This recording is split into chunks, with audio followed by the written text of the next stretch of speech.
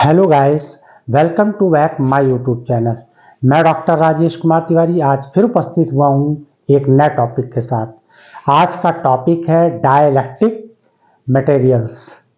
Dielectric, आप लोग एक चैप्टर पढ़ रहे हैं, वो है कैपेसिटेंस, कैपेसिटेंस ऑफ कैपेसिटर। ये चैप्टर पढ़ रहे हैं। उसमें हम क्या करते थे, एक डाइलेक्ट्रिक मटेरियल फिल कर देते थे।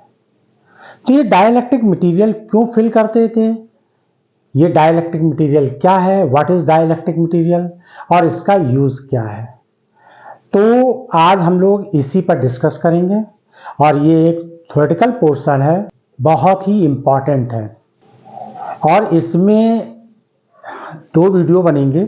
पहला जो वीडियो होगा उसमें नॉन पोलर डाइलेक्ट्रिक मटेरियल, और जो दूसरा वीडियो होगा उसमें होगा पोलर डाइलेक्ट्रिक मटेरियल। चलिए अब स्टार्ट करते हैं कि इसमें जो है हम ज़्यादातर ये जानेंगे कि डाइलेक्ट्रिक मटेरियल क्या है, और फिर हम जानेंगे नॉन पोलर डाइलेक्ट्रिक मटेरियल क्या है। जब हम इलेक्ट्रिसिटी की बात करें, इलेक्ट्रिक फील्ड की बात करते हैं, यानी जब हम चार्ज लेते हैं तो हम ये कहते हैं कि चार्ज एक इलेक्ट्रिक फील्ड डेवलप कर लेता है। ये वेक्टर क्वांटिटी होती है। फिर उसी चार्ज में हमने एक स्केलर क्वांटिटी पढ़ ली, वो क्या थी, पोटेंशियल। क्लियर। फिर हमने क्या किया, चार्ज को एक प्लेट में दिया, चार्ज को हमने एक प्लेट में दिया, और वो कैसी थी, कंडक्टिंग प्लेट थी। उसके बाद उसमें हमने क्या देखा, एक इंडक्शन के कारण वो प्लेट सामने वाली दूसरी प्लेट को क्या करती, इंड्यूस कर देती थी, तो वहां पर नेगेटिव चार्ज आ जाता था। तो हम इस सिस्टम को पढ़ते थे, इस डिवाइस को पढ़ते थे कैपेसिटर। ठीक है। फिर हमने क्या किया, कैपेसिटर में डाइलेक्ट्रिक मटेरियल फिल करने लगे। ये क्या है डाइलेक्ट्रिक मटेरियल, क्या है इसकी प्रॉपर्टी। देखिए, डाइलेक्ट्रिक मटेरियल क्या है, क्या ये कंडक्टर है, नहीं, ये कंडक्टर नहीं है। आगे समझ में आएगा कि ये कंडक्टर क्यों नहीं है। दूसरी बात, क्या डाइलेक्ट्रिक मटेरियल इंसुलेटर है, ये भी नहीं है, क्योंकि इंसुलेटर अगर होते हैं तो उसमें करंट क्या होती है, बहुत ही कम फ्लो होने के चांस होते हैं, लेकिन उसमें इलेक्ट्रिक फील्ड भी नहीं होती है। करंट की तो बात छोड़ दी, इलेक्ट्रिक फील्ड भी नहीं होती है। अब बात करते हैं सेमीकंडक्टर मटेरियल।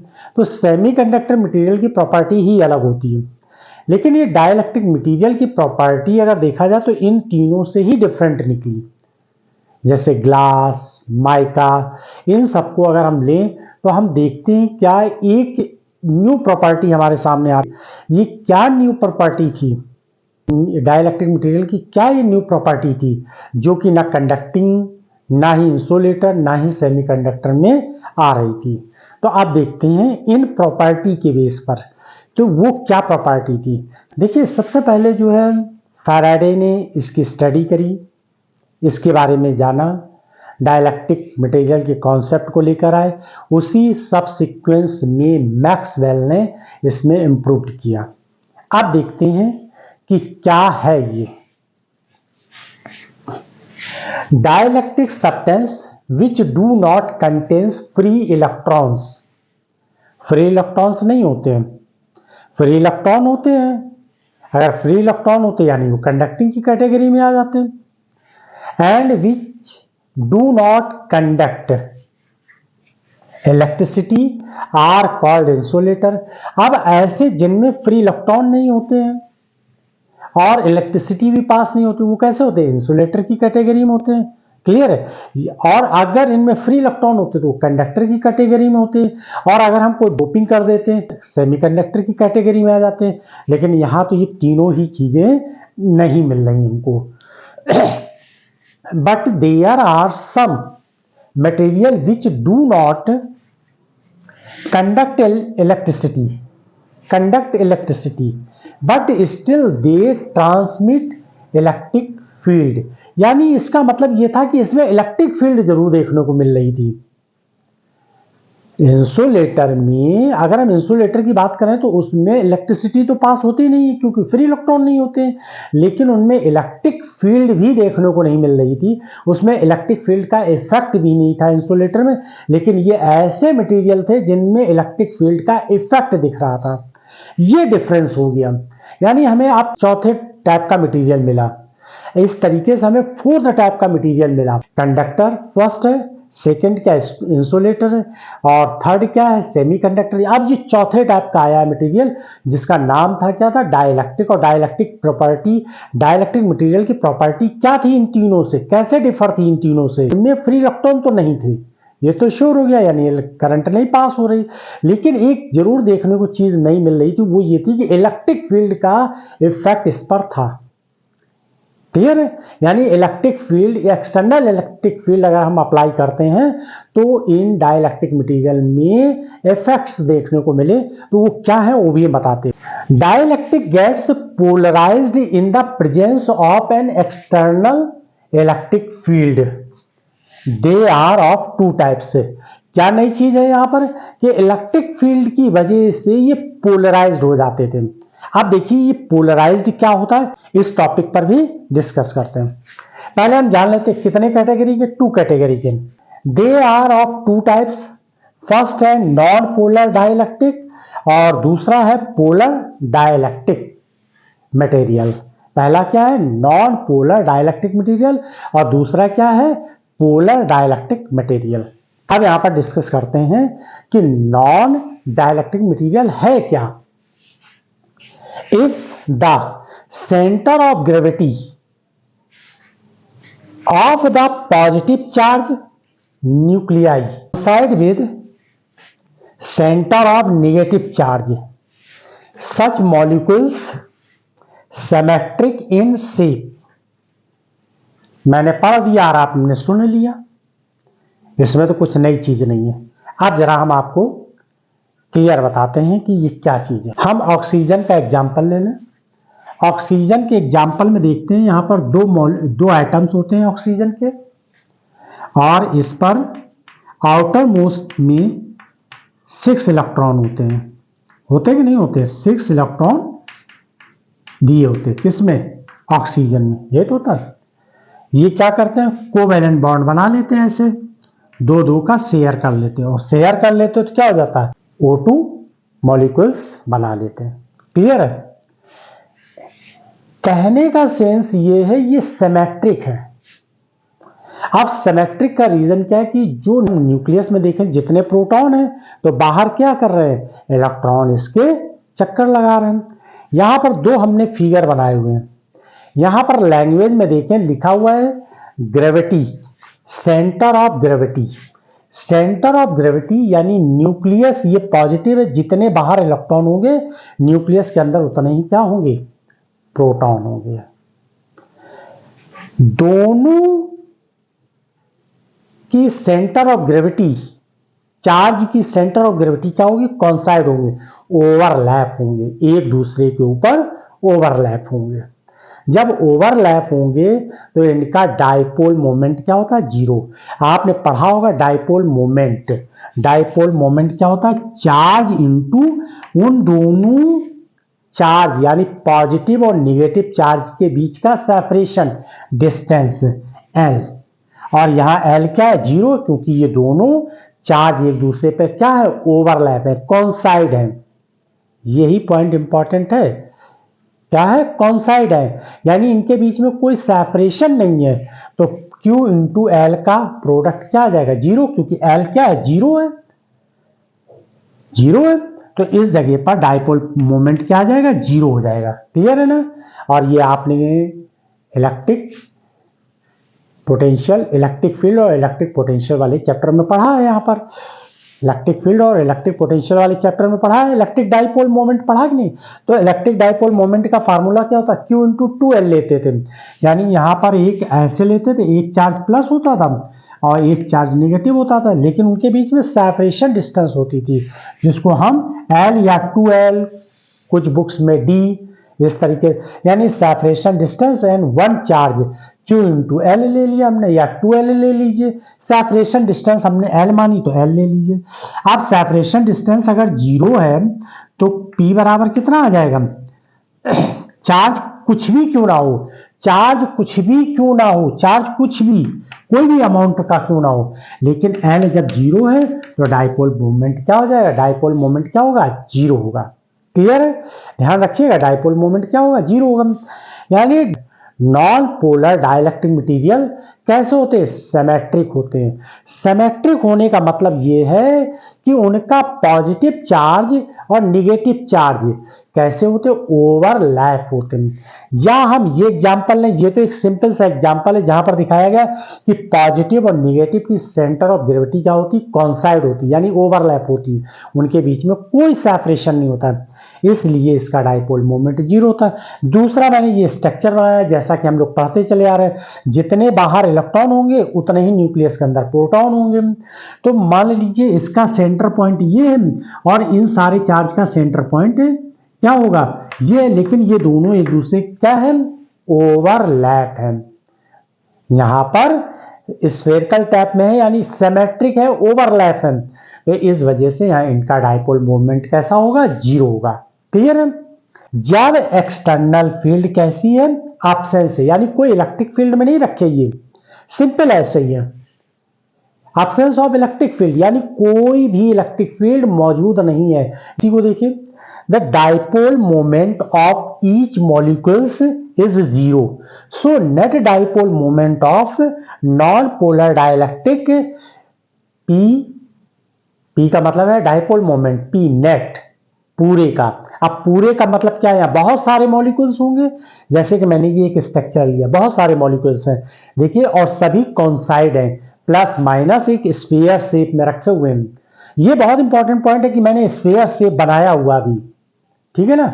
ये जब इसमें दूसरा हम शेप लाएंगे, कैसा, इस तरीके से, इस तरीके से इलिप्टिकल शेप में जब स्टडी करेंगे तब हम देखेंगे वहां पर क्या प्रॉपर्टी निकलकर आ रही है इन्हीं की, ठीक है ना। तो अभी हमने स्फीयर शेप में दिखा रहे थे, इसका मतलब है पॉजिटिव और नेगेटिव चार्ज कैसे हो रहे हैं, इनकी सेंटर ऑफ ग्रेविटी, जहां पर पूरा पॉजिटिव चार्ज, यानी कोई एक एटम है उसमें बहुत सारे इलेक्ट्रॉन हैं, और वो इलेक्ट्रॉन की centre of gravity, negative charge की सेंटर ऑफ ग्रेविटी, और जो प्रोटॉन है, प्रोटॉन की सेंटर ऑफ ग्रेविटी है, वो कैसी है, कॉन्साइड है। तो उस केस में इनके बीच का सेपरेशन डिस्टेंस क्या है, जीरो। जब सेपरेशन डिस्टेंस जीरो तो डायपोल मोमेंट तो ऑब्वियसली जीरो ही होगा। तो इस वजह से यहां पर देखिए हमने बहुत सारे मॉलिक्यूल्स लिए, और इन सारे मॉलिक्यूल्स को जब यहां पर हम देखते हैं, ऑब्जर्व कर रहे हैं, तो यहां पर क्या देखते हैं, dipole moment, absence of electric field की कंडीशन में क्या देखते हैं, नेट डायपोल मोमेंट कैसा है, जीरो है। क्लियर है? तो अब हम ये जाने कि इनका डायपोल मोमेंट कैसे डेवलप होगा, किसका, non polar dielectric material, non polar dielectric material कैसे पोलर की तरह काम करेंगे, यानी ये कब पोलराइज होंगे। यहां पर एक लाइन लिखी हुई है कि dielectric gets polarised in the presence of external electric field, और ये तो विदाउट इलेक्ट्रिक फील्ड की बात कर रहे हैं, यहां पर कोई इलेक्ट्रिक फील्ड नहीं ले रहे हैं। अब आप इसका स्क्रीनशॉट ले लीजिए और फिर हम आपको दिखाते हैं कि एक्सटर्नल इलेक्ट्रिक फील्ड की प्रेजेंस में ये कैसे पोलराइज्ड हो जाते हैं। क्लियर है? तो आप इसका स्क्रीनशॉट ले लीजिए। जब नॉन पोलर डाइलेक्ट्रिक मटेरियल को एक्सटर्नल इलेक्ट्रिक फील्ड की प्रेजेंस में रखते हैं, when a non polar dielectric is held in an external electric field E naught, the positively charged in pull in along the direction of electric field E naught and negative charge यानी electrons are pulled in the opposite direction of electric field E naught। यहां पर एक और important point देखिएगा, यहां पर हमने लिखा पॉजिटिवली चार्ज्ड इज पुल्ड इन, और यहां पर लिखा है इलेक्ट्रॉन्स, यानी पॉजिटिव चार्ज एक रिप्रेजेंट कर रहा है और नेगेटिव चार्ज बहुत सारे प्रेजेंट कर रहे हैं। यहां पर इज और आर, यानी कि थोड़ी सी इंग्लिश का भी यूज देखिए कैसे, इज लिखा हुआ है, पॉजिटिव चार्ज कैसा एक शो कर रहा है और नेगेटिव चार्ज है यानी बहुत सारे, तो ये ऐसे कैसे संभव हो सकता है, और फिर ये कॉन्साइड कैसे हो सकते हैं। तो इसके लिए यहां पर पॉजिटिवली चार्ज का मतलब है न्यूक्लियस। यहां पर एक एटम के न्यूक्लियस की बात कर रहा है, और एक एटम में इलेक्ट्रॉन तो बहुत सारे होते हैं, और न्यूक्लियस कैसा होता है, एक ही होता है। न्यूक्लियस एक ही होता है, उसमें प्रोटॉन बहुत सारे होते हैं, पॉजिटिव चार्ज बहुत सारे होते हैं, बहुत होते हैं। इक्विवेलेंट किसके, इलेक्ट्रॉन्स के होते हैं। क्लियर है। तो इसीलिए यहां पर जो रिप्रेजेंट पॉजिटिवली चार्ज की बात कर रहा है वो न्यूक्लियस की बात कर रहा है, और यहां पर जो हम बात कर रहे हैं वो इलेक्ट्रॉन्स की बात कर रहे हैं। क्लियर। और यहां पर जो रिप्रेजेंट किया जा रहा है वो इलेक्ट्रॉन्स को, ये एक ही मॉलिक्यूल्स या एक ही एटम के लिए। क्लियर। देखिए यहां पर ध्यान दीजिए, ये हमने दो प्लेट ले ली, दो प्लेट ले ली, जैसा कि आप लोग कैपेसिटर में पढ़ते थे। कैपेसिटर में दो ही प्लेट तो लेते थे, तो उसमें क्या होता था, ये पॉजिटिव चार्ज होता था, एक प्लेट पर पॉजिटिव चार्ज, प्लेट ए है उस पर पॉजिटिव चार्ज, और प्लेट बी कैसी है, नेगेटिव चार्ज है। और ये नेगेटिव चार्ज क्या होता था, ड्यू टू इंडक्शन ये इंड्यूस हो जाती थी। ये कैसे हो जाती थी, बी प्लेट इंड्यूस हो जाती थी, किसके कारण, इंडक्शन के कारण। क्लियर है। तो आप देखिए जब इसके बीच में हम क्या करेंगे, अब ये क्या है, फील्ड है, एक्सटर्नल इलेक्ट्रिक फील्ड है। ये क्या है, एक्सटर्नल इलेक्ट्रिक फील्ड है, जिसका डायरेक्शन क्या होगा, पॉजिटिव टू निगेटिव होगा। कैसा होगा, positive to negative. Positive to negative कैसे बनता है, पॉजिटिव से चार्ज ओरिजिनेट होते हैं और नेगेटिव पे कैसे होते हैं, टर्मिनेट होते हैं। यह आपने पहले चैप्टर में पढ़ा है, यानी कि इलेक्ट्रिक फील्ड में पढ़ा है। ठीक है ना। तो यहां पर इलेक्ट्रिक फील्ड ये कैसी है, ई नॉट इक्वल टू किस डायरेक्शन में, पॉजिटिव टू निगेटिव। अब नॉन पोलर डाइलेक्ट्रिक मटेरियल जो लिया था वो कैसा शेप दिखाया था आपको, ऐसे तो दिखाया था, जहां पर प्लस माइनस कैसे थे, कॉन्साइड थे। क्लियर। अब देखिए जब हम इस मटेरियल को यहां पर रखेंगे तो ये इलेक्ट्रिकल शेप में कैसे आ जाएंगे वो देखिए। यहां पर जैसे रखेंगे तो ये क्या करेंगे, इस शेप में आ जाएंगे। क्यों, क्योंकि ये पॉजिटिव चार्ज क्या करेगा, ये जो कॉन्साइड वाला केस देख रहे हैं, जो नेगेटिव और पॉजिटिव का सेंटर पॉइंट क्या था, कॉन्साइड थे ना, दोनों ऊपर ओवरलैप थे। लेकिन जब ये पॉजिटिव रखा हो तो ये क्या करेगा, पॉजिटिव को इधर रिपल कर देगा और नेगेटिव को क्या करेगा, अट्रैक्ट कर लेगा। सेम यही चीज इसमें आएगी, नेगेटिव और ये पॉजिटिव। देखिए ये नेगेटिव क्या करेगा, ये नेगेटिव क्या करेगा, यानी कि जो हमने नॉन पोलर डाइलेक्ट्रिक मटेरियल यहां फिल किया था उसमें जो ये पॉजिटिव चार्ज थे इनका क्या हो गया, ये अपनी जगह से क्या हो गए, पॉजिटिव नेगेटिव चार्ज अपनी जगह से शिफ्ट हो गए। यानी इस नेगेटिव ने क्या किया, अपनी ओर पॉजिटिव को अट्रैक्ट कर लिया, इस पॉजिटिव ने क्या किया, इस नेगेटिव को अट्रैक्ट कर लिया। क्लियर है। इसी तरीके से यहां पर भी यही चीज आ गई। यानी बहुत सारे की हम यानी कि मॉलिक्यूल्स की बात कर लें, मॉलिक्यूल्स में क्या होते हैं, बहुत आइटम होते हैं, या नंबर ऑफ मॉलिक्यूल्स ले लें, तो नंबर ऑफ मॉलिक्यूल्स जब ले लेंगे तो सब में यही चीज आ जाएगी। और ये इस तरीके से आप ध्यान दीजिएगा, ये नेगेटिव ये पॉजिटिव, ये नेगेटिव ये पॉजिटिव, ये नेगेटिव ये पॉजिटिव, ये नेगेटिव ये पॉजिटिव, ये नेगेटिव ये पॉजिटिव, ये नेगेटिव और ये पॉजिटिव। यानी ये क्या करेगा, ये एक्सटर्नल इलेक्ट्रिक फील्ड की वजह से पॉजिटिव चार्ज क्या हुए, पॉजिटिव चार्ज क्या हुए, इलेक्ट्रिक फील्ड के डायरेक्शन के कैसे हो गए, पॉजिटिव चार्ज क्या हुए, धकेला दिए गए। यानी देखिए इस पॉजिटिव चार्ज ने क्या किया, इलेक्ट्रिक फील्ड का डायरेक्शन ऐसे, तो इसने क्या किया, पॉजिटिव चार्ज और नेगेटिव चार्ज को क्या किया, अपनी ओर अट्रैक्ट कर लिया। अब देखिए यहां पर ये पोलराइज्ड हो गए। अब कैसे हो गए, पोलराइज्ड हो गए, क्योंकि नेगेटिव चार्ज एक तरफ हो गया, पॉजिटिव चार्ज एक तरफ हो गया। तो यहां पर देखिए, यहां पर ये देखिए कैसे है, नेगेटिव चार्ज आ गए। यहां पर देखिए क्या हो गया, डाइलेक्ट्रिक मटेरियल का एक तरफ देखिए कैसा हो गया, पॉजिटिव हो गया, और एक तरफ देखिए कैसा होगा, नेगेटिव हो गया।